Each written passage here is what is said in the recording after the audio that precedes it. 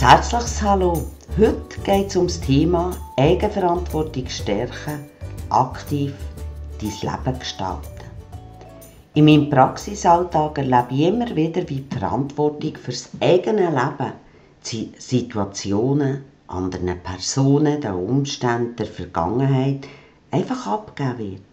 Sich die Personen aber teils überhaupt nicht bewusst sind, dass auch unbewusst manchmal abläuft, dass sie sich in die Opferrolle begeben. Und genau auf das Thema möchte ich heute näher eingehen, weil es wirklich weitreichende Folgen für unser ganzes Leben hat und sich viel auch bei dem Thema Eigenverantwortung provoziert oder unwohl fühlen. Mein Name ist Pierina Steiner, Mutmacherin und Lebenscoach von Speedflow Coaching. Solange wir in der Opferrolle sind, ob bewusst oder unbewusst dort drinnen verharren, können wir einfach unser Leben nicht aktiv gestalten. Auch ist es häufig der Fall, wenn wir jemanden fragen, ob er voll und ganz die Eigenverantwortung für sein Leben übernimmt, ganz ein klares Ja bekommen. Doch vielfach fühlt sich die Person, wo wir die Frage stellen, unwohl. Sie merkt so einen inneren Widerstand, der entsteht, eine Abwehrhaltung und teils kommt auch ein bisschen Angst dazu. Warum ist das so? Wir haben doch alle als Junge die Welt aus den Angeln haben und als Erwachsene unsere Träume, unsere Ziele realisieren.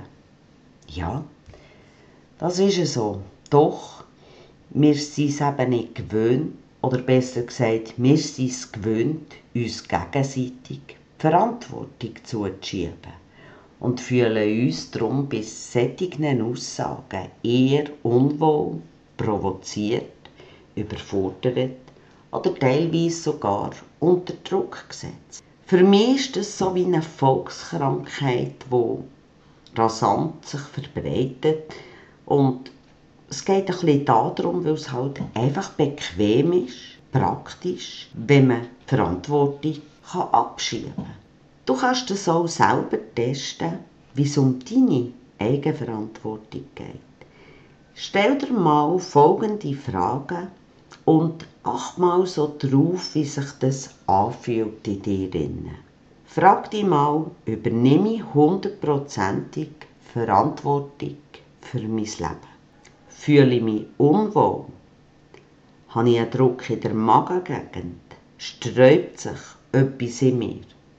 Gerade dieser Druck, wenn das Thema Eigenverantwortung auf den Tisch kommt. Frag dich auch, fühle ich mich überfordert? Und dann merkst du selber, ein bisschen, wie es um deine Eigenverantwortung geht. Ich kann mich ganz gut erinnern, ich habe ein Seminar gegeben. Da war ein Herr dort. Und was um das Thema Eigenverantwortung ging, ist er richtig wütend geworden, weil er sich absolut nicht als Mitverschulder von seiner ganzen Lebensmisere hat gesehen. Die Ex-Frau war die Schuld, mein Chef, die Eltern, die ihm zu wenig beigebracht fürs Leben, der Vater, der ihm die Ausbildung, die er sich gewünscht hat, nicht ermöglicht hat und natürlich das Schicksal. Er hat sich absolut machtlos gefühlt und hat vehement behauptet, er könne da gar nichts dran machen. Die anderen sind schuld. Ja, solche Reaktionen passieren, weil die Konsequenz von einem eigenverantwortlichen Leben Angst machen kann. Und gerade Menschen im mittleren Alter kommen ganz oft so mit Pfannen Ausreden. Die meiste, die ich höre, ist, dass es zu spät ist, sie nichts mehr daran ändern können, sich mit dem Schicksal abgefunden haben. Doch genau mit solchen Aussagen nehmen sie sich die Möglichkeit der Eigenverantwortung. Tatsache ist, egal wie alt, wie jung du bist, du hast jederzeit die Möglichkeit, etwas zu ändern, dein Leben aktiv zu gestalten. und Eigenverantwortung zu übernehmen. Du musst es halt nur wirklich wollen und damit anfangen, statt es einfach vor dir anzuschieben.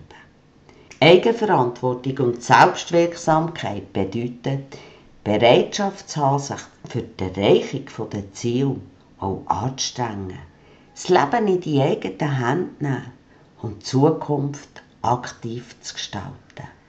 Ja, ich weiss, das Leben kann uns ganz heftig durchschütteln. Es kann Wunden und grosse Narben hinterlassen. Wir können uns enttäuscht fühlen, betrogen, verletzt. Einige haben auch eine sehr harte Kindheit gehabt. Auch davon könnte ich ein Lied singen. Und einige haben vielleicht auch wie ich nicht den besten Start ins Erwachsenenalter gehabt. Nur das alles sind keine Gründe, um die Verantwortung abzugeben und den anderen die Schuld zu geben. Klar, das bestreitet auch niemand. Das hat uns geprägt. Glaubenssätze sind entstanden. Und gerade ich, wenn ich zurückblicke, ich habe himmeltraurige Glaubenssätze gehabt, Denkmuster. Und genau die Glaubenssätze und Denkmuster, die ich noch nicht daran gearbeitet habe, haben mich in meinem Leben enorm ausgebremst und haben mir ganz, ganz viel verbaut, bis ich arbeiten dran. Es ist auch absolut okay, einfach mal zurückzublicken und vielleicht auch zu erkennen, warum bist du so, wie du bist. Noch wichtiger ist es aber jedoch, hinten dran die Muster zu erkennen und einfach auch den Willen zu entwickeln, Vergangenes in Frieden loszulassen und wieder im Hier und Jetzt zu leben. Dir auch zu erlauben, alles dafür zu tun, ab heute Eigenverantwortung zu übernehmen, damit du inskünftig aktiv dein Leben kannst gestalten, positive Zukunft kannst blicken, glücklich und zufrieden wirst. Wir alle wollen ein erfülltes Leben haben. Wir alle wollen ein erfülltes Leben haben. Darum kann es auch, wenn du jetzt anfängst, Eigenverantwortung zu übernehmen, auch ganz schön hart sein, weil es einfach ungewohnt ist. Denn wer Verantwortung für sein Leben übernimmt, der kann sich auch mal als Versager fühlen, weil er vielleicht einfach etwas nicht geschafft hat, was er sich vorgenommen hat. Doch wer wirklich ein erfülltes Leben, glücklich sein will, ohne viele Kompromisse, sich auch grosse Ziele setzt, der muss sich einfach bewusst sein, dass unser Leben Höhen und Tiefen hat. Und das gehört einfach zum Leben. Das gehört einfach zu unserem Leben. Genauso wie Samen in die Kirche gehört. Wir können warten, wir können hoffen. Aber ich garantiere dir, es wird niemand kommen und sagen, ich nehme dir mal die ganze Eigenverantwortung ab deinen Schultern. Wir selber sind verantwortlich, ob wir glücklich, zufrieden und ausgeglichen sind.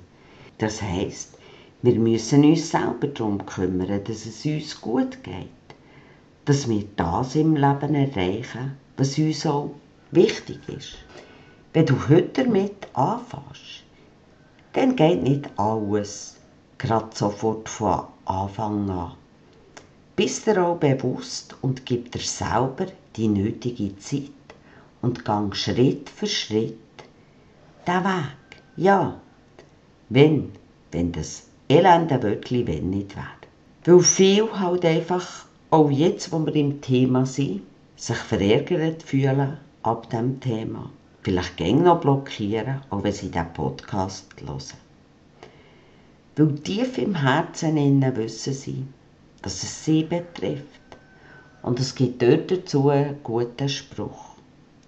Was uns trifft, was uns negative Gefühle auflöst, in diesem Sinn, trifft auch zu. Was trifft, trifft auch zu. Und das hat in allem seine Gültigkeit. Es geht nicht darum, jemanden zu verurteilen, Jemand, wo es vielleicht schwerfällt, Eigenverantwortung zu übernehmen.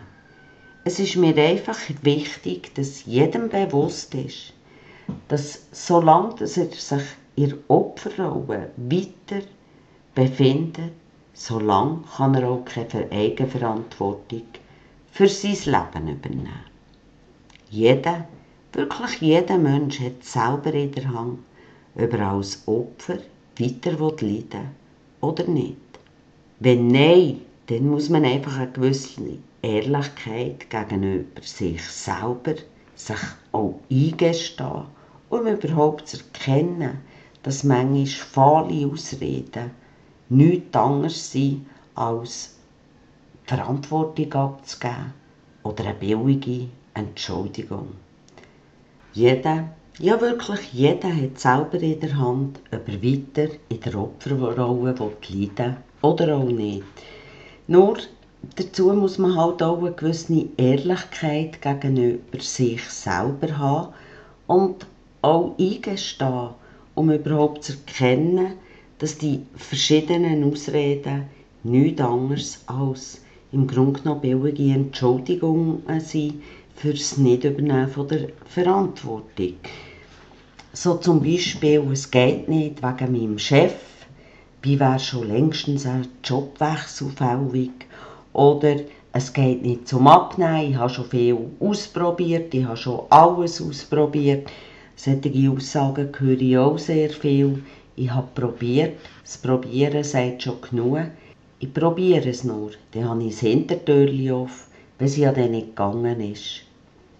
Wenn ich wirklich etwas durchziehe und langfristig eine Ernährungsumstellung mache, dann kann jeder abnehmen, ausser er hat wirklich ein gesundheitliches Problem.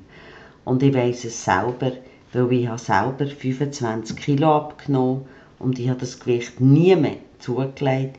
Ich habe mein Gewicht über 30 Jahre immer behalten, das ich dann abgenommen habe. Ich bin einsam, unglücklich und werde einsam bleiben. Ich gerate immer an die Falschen. Und ich bin auch einsam, weil ich verlassen wurde. Und das trifft sowieso immer mehr. Es sind billige Ausreden, so hart das ist, für nichts zu ändern. Wir selber können nur daran etwas ändern. Die anderen werden nicht auf uns zukommen und sagen, ich helfe dir dabei. Hand aufs Herz, ganz ehrlich, die meisten von uns haben sich schon irgendwann in ihrer Opferrolle gefühlt. Auch ich in frühen Jahren, bevor ich in Persönlichkeitsentwicklung mich mit diesem Thema auseinandergesetzt habe. Wenn mir jemand dann zumal gesagt hat, du musst halt Eigenverantwortung übernehmen und an dir arbeiten und etwas ändern, dann bin ich garantiert auf 180 oben gewesen. Warum? Ich habe einfach nicht geglaubt, dass ich an diesem Mal die Schuld bin. Ich habe gemeint, die anderen sind die schuld, die Umstände sind die schuld. Ich habe ein himmeltrauriges Schicksal und noch viel mehr war die Schuld. Aber ich selbstverständlich nicht. Hat mich das weitergebracht? Ein sättiges Denken? Nein. Hat es mich aus der Opferrolle herausgebracht in ein erfülltes, glückliches und zufriedenes Leben? Mit mir im Reinen sein? Nein. Mir war dann absolut nicht bewusst, dass man als Opfer die Macht über das Leben den anderen abgibt. Der Partner, der Ehemann, der uns enttäuscht hat und wir durch das niemandem mehr vertrauen können.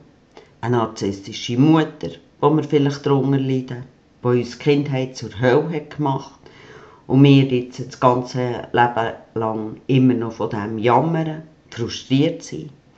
Die Nachbarin, die uns am Morgen nicht grüsst und wir durch das einen so miesen Tag haben, weil wir hässig waren über sie. Der Briefträger, der die Zeitung vielleicht ganz nass in den Briefkasten fällt, dass wir sie nicht mehr lesen können und wir uns grün und blau ärgern und so weiter und so fort. Es ist vielleicht im Moment hart, aber das, was uns da rausbringt, ist die Sicht, dass jeder für seine Eigenverantwortung selber verantwortlich ist. Du kannst ganz einfach selber herausfinden, ob du die Macht über dich abgibst oder nicht. Am besten ist, du nimmst wieder dein Notizbuch und machst die Übung gerade schriftlich. Denke mal an die verschiedenen Lebenssituationen wie Partnerschaft, Job, Beziehung, Gesundheit, persönliche Anliegen oder auch Ziele von dir. In welchen Bereichen, frag dich das mal, übergibst du die Macht den anderen, den Umständen oder dem Schicksal? Bist ganz ehrlich zu dir selber. Frag dich selber nachher zu den einzelnen Bereichen, will ich das wirklich? Wenn nein, dann kannst du auch etwas daran ändern. Denn nicht ein einziger Mensch kann dich zwingen, deine Macht abzugeben. Dich mies, schlecht zu fühlen, wenn du es ihr nicht erlaubst. Das musst dir wirklich bewusst sein. Frag dich auch, lohnt sich das, dass du dich schlecht fühlst? Dass du dich mies fühlst oder dass du dich aufregst? Und jetzt stell dir doch einfach so einzelne Situationen vor, die du jetzt aufgeschrieben hast, so wie du sie gerne hättest, wie du gerne würdest reagieren und tu das bei der nächsten Gelegenheit umsetzen. Das werden kleine Schritte sein, aber du wirst sehen, du kannst so mit kleinen Schritten deine Eigenverantwortung wieder auch zurückerobern. Bist dir einfach bewusst, dass du das Leid, das du hast, selber zulässt. Auch wenn das für dich vielleicht jetzt gerade ein bisschen hart klingt. Du kannst Stunden, Tage oder Jahre darüber jammern, dich als Opfer fühlen. Aber damit änderst du rein gar nichts. Du verharrst nur weiter in dieser Opferrolle und du selber fügst dir im Grunde genommen das Leid zu. Mach dir auch klar, dass du das Leid wirklich selber zulässt, auch wenn es hart klingt. Aber du selber entscheidest, dass wie der Pöstler oder irgendwie ein Verkäufer, der dich nervt, dass eine wildfremde Person dir so wichtig ist, dass sie dir Energie raubt und du dich dabei schlecht fühlen kannst. Denk einfach bitte auch daran, nichts tun ist auch eine Entscheidung und hat rein gar nichts mit eigenverantwortlichem Handeln zu tun. Frag dich doch einfach mal, wo handelst du nicht, obwohl die Situation, die Person, das Problem dich belastet. Und frag dich auch, bist du damit glücklich, zufrieden und hast du ein erfülltes Leben? Nur du allein kannst dir die ganz ehrliche Antwort geben. Ein weiterer Tipp, du kannst dir in deinem Notizbuch aufschreiben, in welchen Situationen leidest du regelmässig. Fühlst dich schlecht, mies oder tust dich ärgern. Und dann nimm doch einfach jede Woche nur ein Thema, eine Sache in Angriff von dieser Liste und überleg dir, wie du das ändern kannst. Vielleicht hilft ganz einfach, wenn es um eine Person geht, ein klärendes Gespräch. Vielleicht auch bei etwas anderem eine Änderung vom Blickwinkel, eine andere Denkweise oder auch alles endlich in Frieden loslassen. Schlussendlich geht es nur darum, dass du deine Macht über dein Leben wieder zurückerobern kannst. Und zwar, dass du dir dein allerbeste Leben erschaffen kannst, deine Wünsche, deine Träume kannst realisieren und dein Leben so gestalten, wie es dir gefällt. Übrigens, Eigenverantwortung übernehmen ist eine der 7 Säulen, um das Leben besser zu meistern, widerstandsfähiger zu werden, somit resilienter zu werden. In allen Lebensbereichen.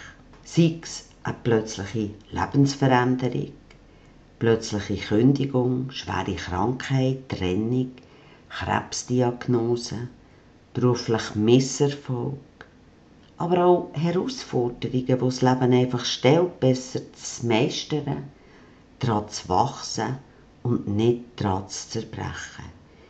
Wer die Fähigkeit ausbaut, die Eigenverantwortung zu übernehmen, der zwingt das Leben bei einem Schicksalsschlag vielleicht kurz in die Knie, aber nur um dann gerade wieder aufzustehen und dran zu wachsen. Seit Jahren investiere ich in mich persönlich, in meine persönliche Weiterentwicklung. Es ist meine lohnendste Investition. Denn sonst hätte ich wohl nicht die zahlreichen Schicksalsschläge als positives Stehaufmännchen gemeistert und wäre zusätzlich noch dran gewachsen. Es ist dein Leben und liegt allein in deiner Verantwortung, ob du es aktiv in die Hand nimmst und das Beste daraus machst. Ich möchte dich einfach ermutigen, dir dein allerbestes Leben zu erschaffen, denn du hast Kraft dazu, das weiss ich. Und denk dran, das Leben ist leider keine Generalprobe. Du hast nur das eine Leben. Sollte dich Altes, Vergangenes belasten oder du kommst irgendwann an einen Punkt einfach nicht weiter, hast du vielleicht Fragen, dann kontaktiere mich doch einfach.